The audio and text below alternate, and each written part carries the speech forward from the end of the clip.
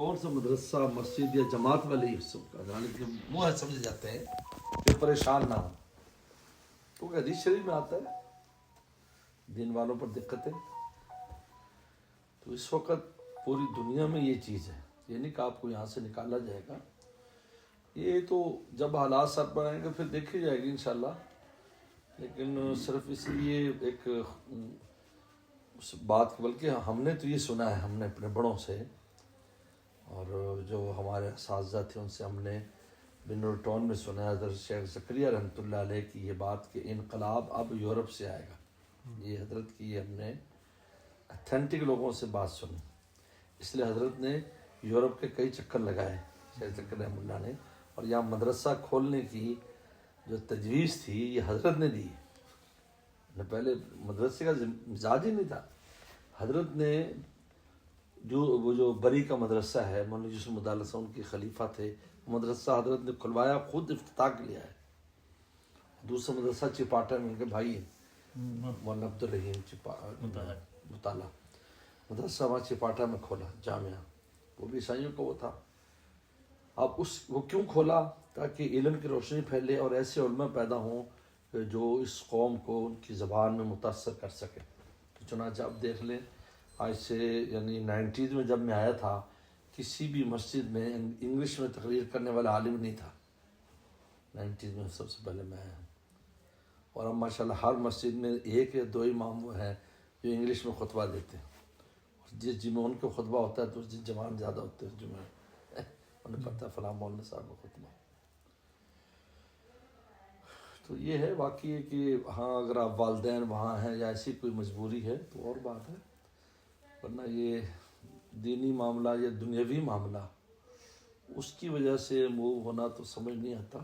ہاں اگر والدین کی خدمت کے لیے جانا ہے یا کچھ اور معاملہ ہے تو وہ الگ بات ہے. لیکن آپ اس لیے کہ آپ کی اولادیں وہاں زیادہ دیندار ہو گئی ایسا کچھ نہیں ہے، وہاں ایسی کوئی دینداری نہیں ہے. اس کی ایک وجہ یہ ہے کہ وہاں اس کا جو دوست ہوگا، اس کے جو 2-4 دوست ہوں گے وہ ایسی ایسی روحانی بیماریاں لے کر آئیں گے کہ اس کو بیمار کریں گے. یہاں اس میں ان میں فرق ہے، وہ کہے گا یار یہ سکھ ہے، یہ ہندو ہے، یہ عیسائی ہے، یہ یہودی ہے، میں نے فاصلہ رکھنا. تو مسلمان تھوڑے سے ان کا سب کو پتہ ہے کون کیا ہے، وہاں آپ کو پتہ نہیں چلے گا، اپنوں سے بیماری لگے.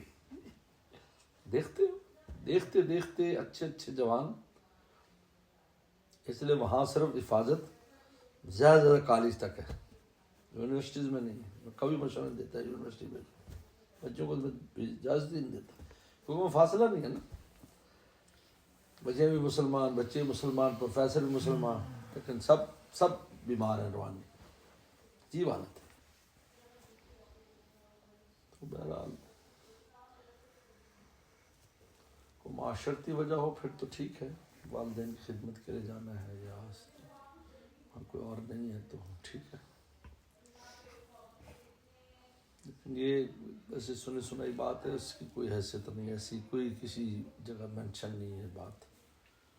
کیونکہ ہمارے یہاں آنے سے الحمدللہ 90s کے ماحول میں اور اب کے ماحول میں زمین آسمان کا فرق ہے.